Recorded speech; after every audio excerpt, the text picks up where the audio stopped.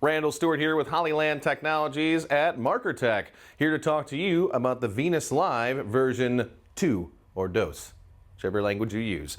Anyways, the beauty of this thing is a couple upgrades that we've had. One you can kind of see on the close-up is that we added a text overlay. You can also add stickers or things of that nature to your overlay.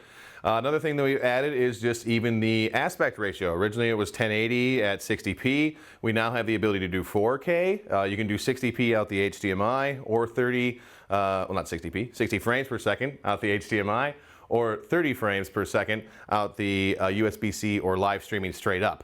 So again, this camera is made to live stream. Another upgrade we did was live streaming 24/7 capability.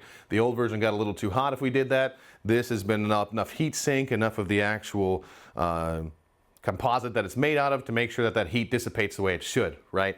And so that's a big part of that too. And a couple other additions that we've added on here is the not only the green screen removal as well as that, but then RTMP. So I'm going to show you this again, see if we can see the button here. The RTMP button right there is going to allow us to take like a USB modem if we want to and plug that into the USB-C on the back of the device, right?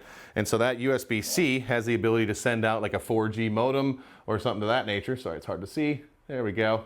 And so that little bad boy will get us the ability to send out to the 4G modem, and that 4G modem then has the ability to send to a stream key or whatever else in that case. So that's the nice thing about the VenusLiv version 2 is we upgraded to 4K, we added the image overlay, we got rid of green screens, and we ended up having another processing chip in here of the Qualcomm Snapdragon. So otherwise still same CMOS half-inch, you got a 72 in the front.